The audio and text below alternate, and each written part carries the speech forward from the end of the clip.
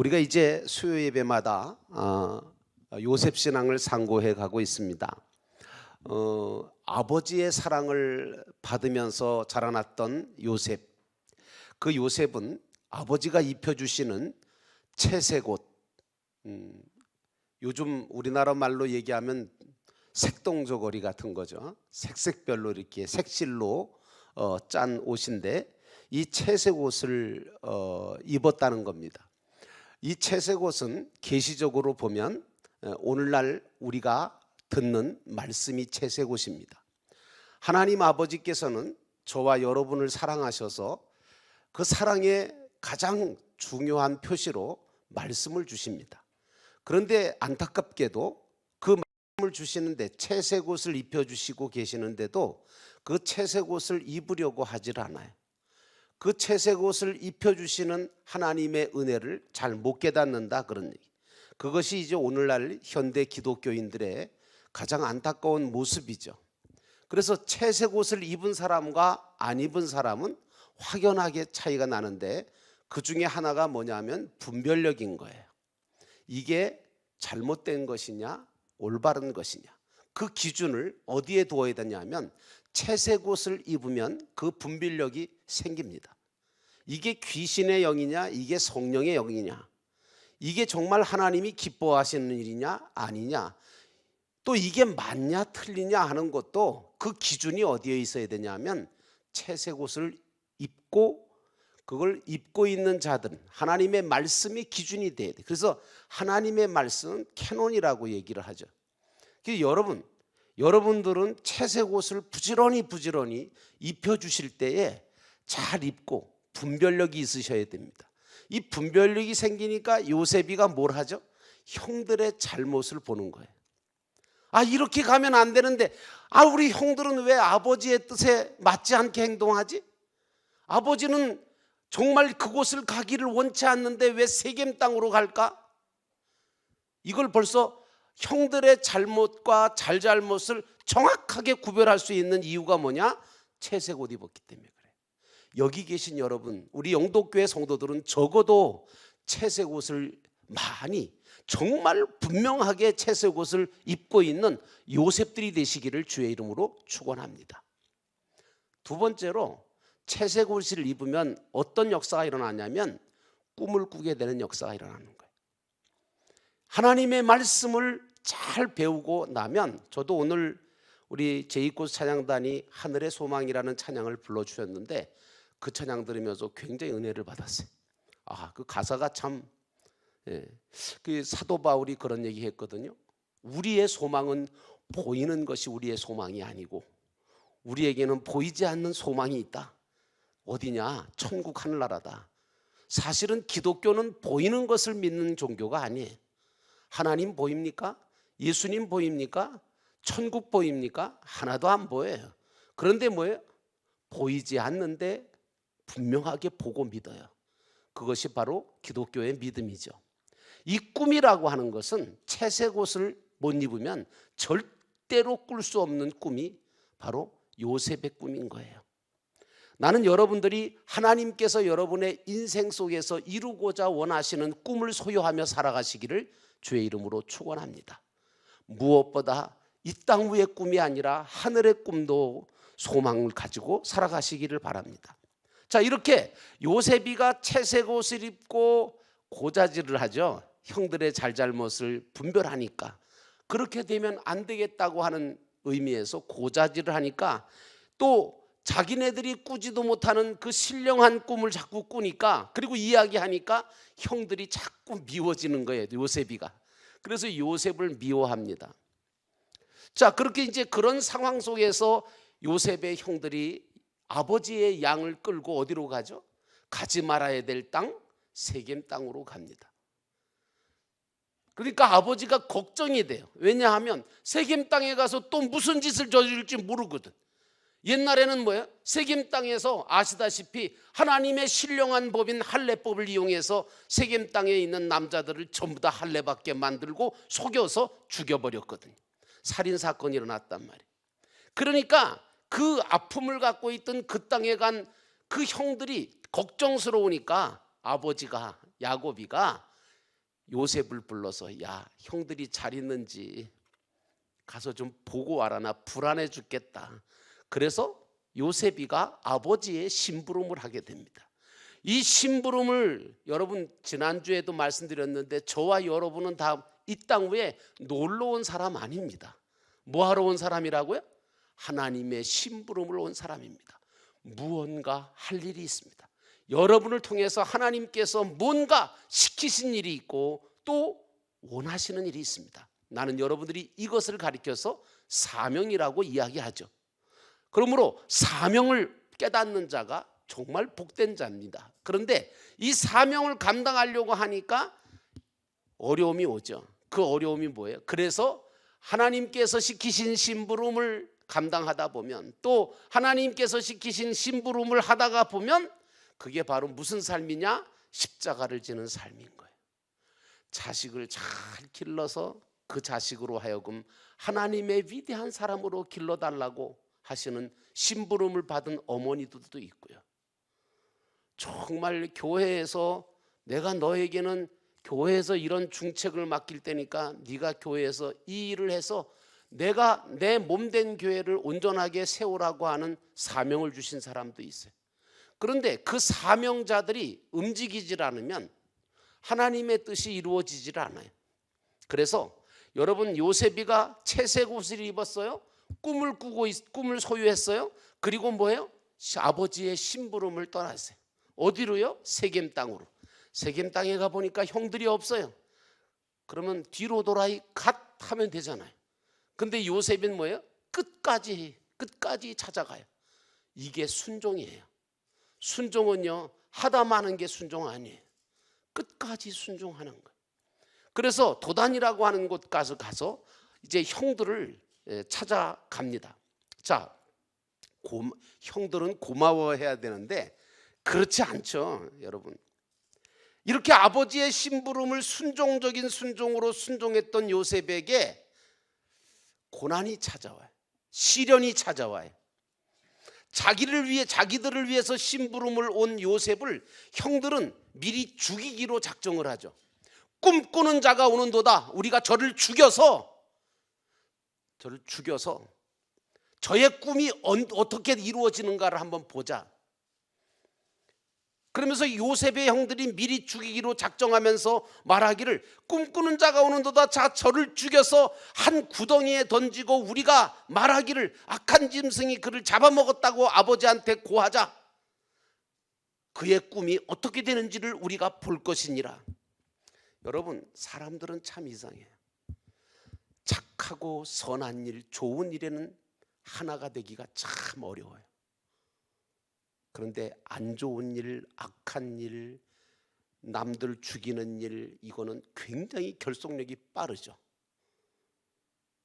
교회에서 조심해야 될 것은 모여서 무엇을 하느냐가 중요한 거예요. 하나님의 뜻을 이루려고 하는 것이냐, 선을 이루기 위한 것이냐, 아니면 누구를 험담하고 누구를 공격하기 위한 것이냐.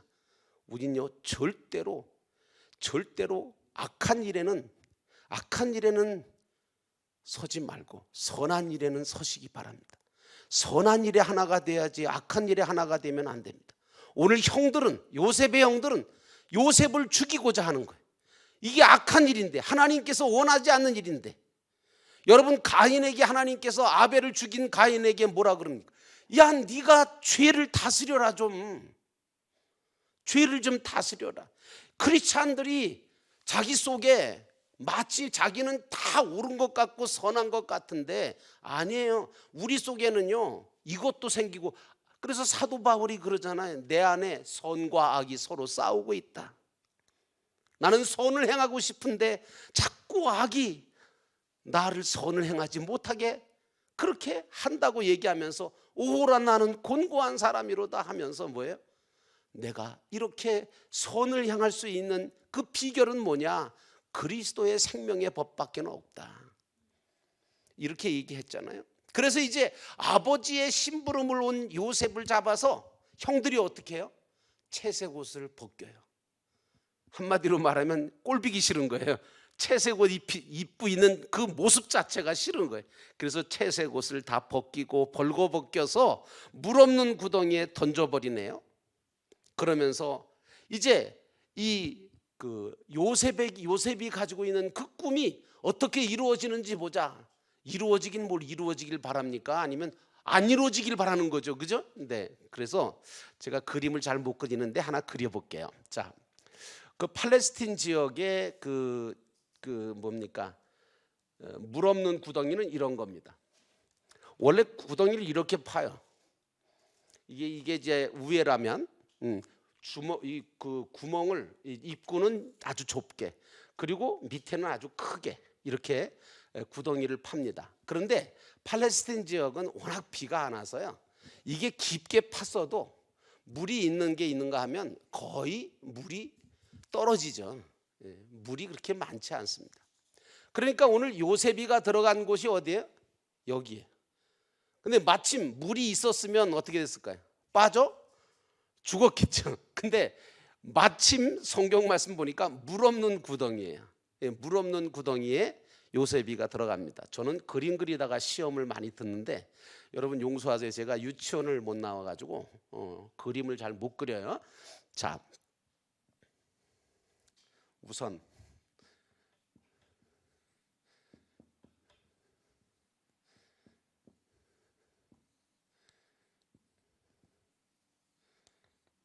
자, 요셉이가 여기 들어갔어요.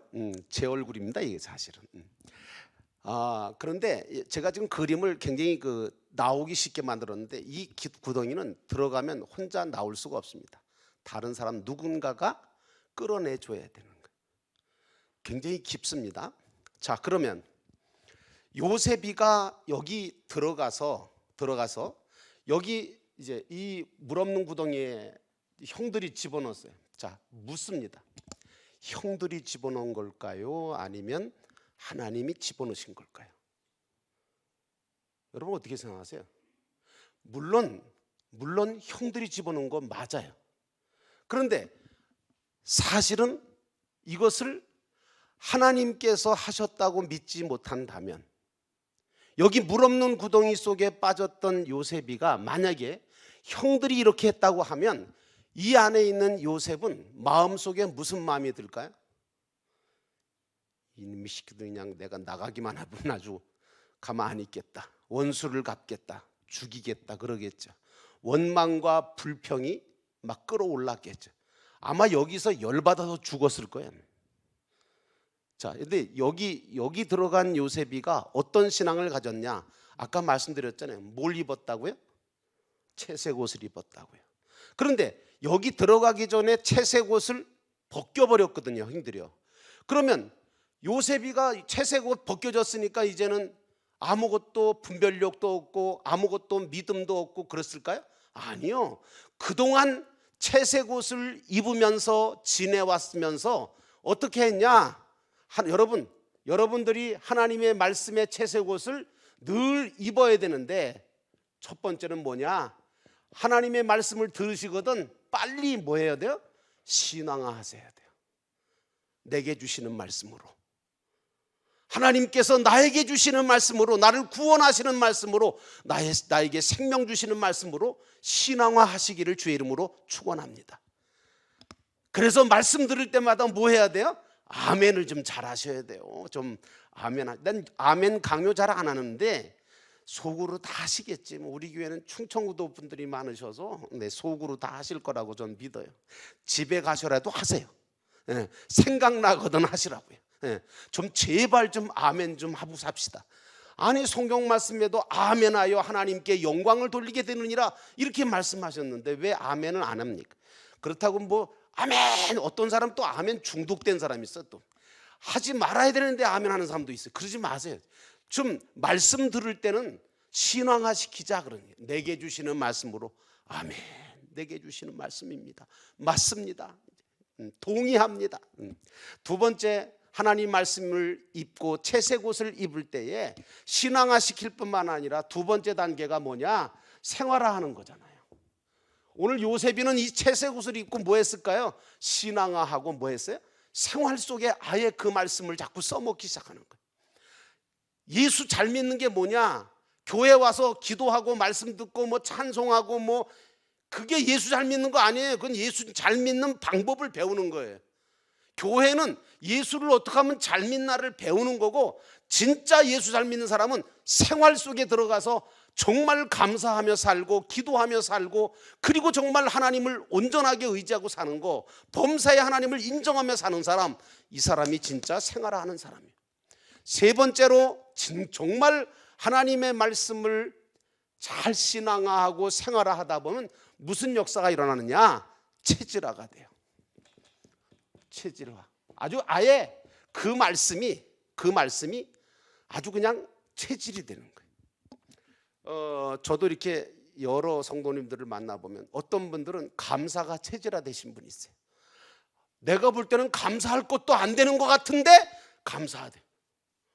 근데요, 놀라운 건 그런 감사의 신앙을 갖고 있는 사람들을 보니까 삶이 결코 불행해지지가 않더라고요.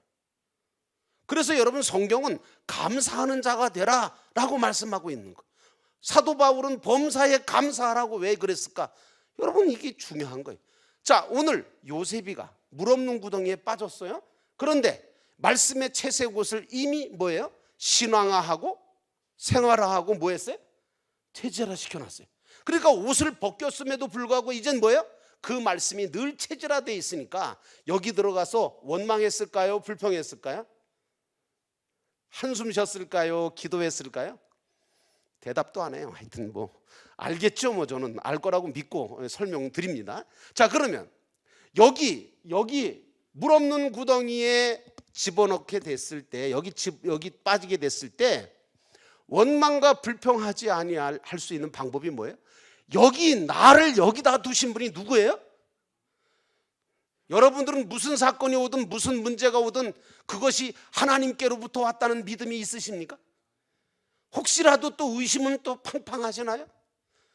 참 재수없네, 팔자가 왜 이렇게 사나워, 왜 나만 이렇게 어려울까? 그러지 마세요. 좀 제발 좀.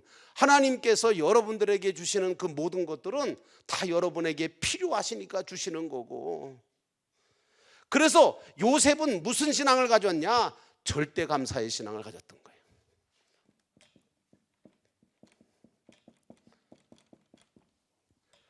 여기 어떻게 표정이 어떻습니까? 어떻게 뭐 우울합니까? 아니면 뭐 제가 괜히 이렇게 그린 거 아니에요. 굉장히 진지하죠, 그죠? 그 지금 여기 뭐 하고 있을 것 같아요? 나는 기도하고 있는 모습을 그린 거예요. 여러분이 믿거나 말거나. 저도 기도하면서 그렸어요. 자, 절대 감사의 신앙을 하죠. 왜? 여러분, 제가 그런 말씀 드렸잖아요. 감사가 세 가지가 있습니다. 첫째는 조건 감사가 있습니다. 조건이 좋으면 감사하고 좋지 않으면 불평하는 거. 그런 거 많아요, 그죠? 예수 믿는 사람들 가운데 많아. 좋을 때는 아주 그냥 뭐 할렐루야 이러다가 뭐 조금 마음에 안 들고 자기 뜻대로 안 되면 막 놀렐루야 막 그러지 마세요. 절대 감사는 뭐냐? 조건 감사가 아니에요. 그리고 뭐예요? 비교 감사도 아니에요. 다른 사람하고 자꾸 비교해 보세요. 감사가 자꾸 떠나요. 감사 안 생깁니다. 비교하지 마세요. 절대 감사해야 돼. 그래서 여러분 찬양할 때 그런 찬양하세요. 그리 아니하실지라도 뭐해요? 감사해요. 찬양은 되게 잘 불러. 하여튼 그리 안 해봐 그냥. 하나님 이러실 겁니까? 내가 나한테 이러실 수가 있습니까? 그러지 마세요. 자, 오늘 여러분, 요셉이가 말씀의 채색옷을 입고 신앙화, 생활화, 체질화 시켰어요. 난 여러분들이 제발 좀 체질화 됐으면 좋겠어요. 체질화된 게 몇 개나 되나 한번 쉬어보실래요? 말씀이 체질화된 게 몇 가지가 있나? 감사가 있나? 기도가 있나? 찬양이 있는가? 아니면 뭐 인내가 있는가? 뭐 성령의 9가지 열매, 그런 것들이요. 자, 그리고 여기 들어갔을 때 제일 중요한 건 여기 집어넣은 게 형들이라고 생각한다면 이건 잘못된 신앙인 거예요. 물론 형들이 집어넣었어요. 그런데 사실은 요셉은 어떻게 믿었을까? 하나님이 집어넣은 것으로 믿는 거예요. 이걸 무슨 신앙이라고 그래요? 객관적 신앙이라고 그래요. 객관적 신앙이라는 건 뭐냐면 주관의 반대잖아요. 내 생각대로 하는 게 아니에요. 내 기분, 내 감정, 내 뜻대로 생각하고 판단하는 거 아니에요. 하나님께서 이 모든 걸 하셨다고 믿는 게 객관적인 신앙이에요. 그러니까 여기 딱 빠졌으니까 형들이 다른 사람 볼 때는 뭐 그냥 불만할 수밖에 없고 낙심할 수밖에 없고 염려에 빠지고 두려움에 빠질 수밖에 없잖아요. 누가 건져줘요? 이제 건져줄 사람도 없죠. 형들은 밖에서 지금 밥 처먹고 있다니까. 지금 도시락 까먹고 있어요. 지금 관심도 없어. 죽든지 말든지. 자, 여러분, 세상은요 여러분들에게 뭘 행복을 주거나 세상이 여러분들을 뭐 구원해 줄 줄 아세요? 절대로 착각하지 마세요. 그런데 여기 빠진 여기 들어간 요셉이는요 절대 감사의 신앙을 갖고 있어요. 뭐라 그러냐 하면요, 무엇을 주시든지, 하나님께서 무엇을 주시든지 그걸 믿음으로 받아요. 감사함으로 받아요. 그래서 이래도 좋고 저래도 좋다, 되면 좋고 안 되면 더 좋다, 이 신앙이 절대 신앙이, 절대 감사의 신앙인 거예요. 참다운 신앙은 어떤 신앙이냐? 어떤 현실이나 어떤 사건이 와도 그걸 감사함으로, 믿음으로 받아낼 수 있어요. 요셉은 하나님이 어떻게 하시든지 감사하기로, 좋은 것을 주시는 것으로 믿고 받기로 했던 거예요. 이런 사람이 진리의 말씀에 채색옷을 입은 사람이에요. 나는 여러분이 요셉 같은 신앙을 가지시기를 주의 이름으로 축원합니다. 요셉은 모든 사건을 하나님이 주시는 사건으로 받아들였어요. 그러니까 어떻게 해요? 불평 아니에요. 감사하게 되죠. 한숨 쉬고 절망할까요? 아니요, 기도하게 되죠. 찬양하게 되죠. 현실이 그토록 모질게 몰아쳐도 채색옷과 꿈을 소유한 하늘의 지혜와 지식, 그리고 명철을 가지고 이 모든 것을 다 극복해 갈 수 있어요. 하나님께 여기 들어간 요셉이가 하나님께서 주시는 그 사건을 받아들이면서, 야, 하나님께서 전에 내가 어렸을 때는 어머니 라헬과 그 육신적인 인연을 끊어주시더니 이제는 이 물 없는 구덩이에 넣으셔서 육신의 아버지 야곱과 인연을 끊어주시고 형제들과의 인연도 끊어주시는구나. 인연이 끊어진다는 게 얼마나 아픔인데요. 그런데 뭐예요? 하나님께서 끊어주시는 역사인 거죠. 핏덩어리 아직 어린 내 동생 베냐민까지도 다 끊어버리고, 끊는다는 의미는 뭐예요? 하나님께 맡기는 거예요. 하나님께 맡기고 떠나도록 역사하시는 현실의 사건을 원망 없이, 감사함으로 받아들이는 거예요. 오늘 우리에게 이런 현실이 온다면 우리는 과연 감사할 수 있을까? 받아들일 수 있을까? 저부터도 쉽지는 않을 것 같아요. 그런데 저도 미력하지만 요셉 신앙을 제가 딱 갖고 있으니까 어떻게 되느냐 하면, 어떤 사건이 와든 어떤 문제가 있든 그것 때문에 해를 받거나 그것 때문에 넘어지질 않더라고요. 왜? 하나님이 주시는 거니까. 예수 믿으면 엄청난 세상 축복이 올 줄 알았는데 온다는 게 겨우 이렇게 물 없는 웅덩이 속에 빠지고 형들에게 미움이나 받고 애굽의 종살이나 떠나고 감옥살이 하는 거냐? 우리는 하나님의 선하심과 인자하심을 바라보면서 믿고 나가야지, 그렇지 않으면 다 원망과 불평에 빠질 수밖에 없어요. 자, 이제 결론적인 얘기를 하나 할까요? 요셉이 물 없는 구덩이에서 뭘 했는가 하면 깨달은 거예요. 깨달았다.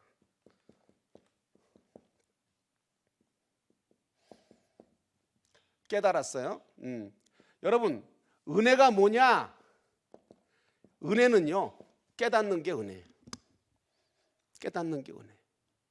하나님의 사랑을 깨닫고 하나님의 은혜를 깨닫고 하나님의 뜻을 깨닫고 하나님께서 왜 이러시는지를 깨닫고 알면 이게 은혜 받는 거예요. 아하, 하나님께서 나와 단둘이 이곳에서 만나기를 원하시는구나. 그리고 육신의 아버지 형제를 의지하지 말고 너는 지금부터 오직 나만 의지하라고 하시는구나. 깨닫기 시작했어요. 놀라운 거예요. 여기 이럴 때, 이 깨달음이 있을 때 신앙이 성장하기 시작합니다. 하나님과만 상대하라고 이런 사건과 환경을 나에게 주셨구나. 여기 물 없는 구덩이는 바로 하나님과 나와 만나서 대화하는 골방이구나. 여기가 바로 겟세마네구나. 기도하라고 하는 하나님의 뜻이 있구나. 깨달을수록 은혜예요. 모든 것이 은혜예요. 요셉은 추호도 동요나 요동하지도 않아요. 신앙의 지조를 버리지도 않아요. 오직 하나님의 선하시고 인자하신 뜻을 생각해요. 하나님께서 이걸 통해서 여기 나를 집어넣으셔서 나를 훈련시키시고 연단시키시고 기도시키시고 오직 하나님만 의지할 수밖에 없어요. 여긴 누구를 의지해요? 주만 바라볼지라. 여기서는 하늘밖에 안 보여요. 누가 여기서 자기를 구해줘요? 여러분, 요셉은 채색옷을 체질화시켜서 미래적인 영감을 분명히 가지고 있었어요. 그래서 오늘 형들이 아무리 요셉을 여기다 집어넣고 죽이려고 했어요. 사실은 진짜 죽이려면 여기다 집어넣을 필요가 없어요. 그냥 놔두면 돼. 뼈 벗겨서 놔두고 그냥 가면 돼요. 그런데 왜 여기다 굳이 집어넣었을까요? 여러분, 하나님, 이거는 따지고 보면 하나님께서 요셉을 철저하게 보호하시는 장소고 만나시는 장소고, 그리고 너는 이제 나만 바라봐라. 혹시 여러분 중에서도 인생을 살아가시다 보면요, 정말 홀로인 것 같은, 나 혼자밖에 없다라고 하는 생각이 들 때가 있어요. 여러분 누구 바라보실래요? 그때는 누구를 의지하실래요? 뭐 하실래요? 죽어버려? 그러지 말아요. 여기다 두신 하나님의 뜻을 깨달으시기를 바라고, 여기서 하나님께 더 가까이 나가고 하나님을 의지하시기 바랍니다. 이제 다음 주에 얘기하겠는데, 하나님께서 이 요셉을 그냥 두지 않으세요. 이걸 요셉을 꺼내시잖아요. 꺼내시는 방법이 또 기가 막힌 방법, 기가 막힌 타이밍에 아주 묘하게. 그런데 이 형들의 마음이 다 똑같은 것 같은 줄 알았는데 형 루벤은 마음이 달랐죠. 어떻게 하면 저 동생을 살릴까 싶어서 아예 죽이자고 했는데, 사실은 여기다가 집어넣자, 우리 피 묻히지 말자. 나중에 형들 가고 난 다음에 아마 루벤이 와서 얘를 다시 꺼내서 살리려고 했을 거예요. 근데 그것도 하나님이 허락하지 않으시니까 안 되더라고요. 다음 주에 제가 요셉이가 그 다음 과정을 어떻게 가는가.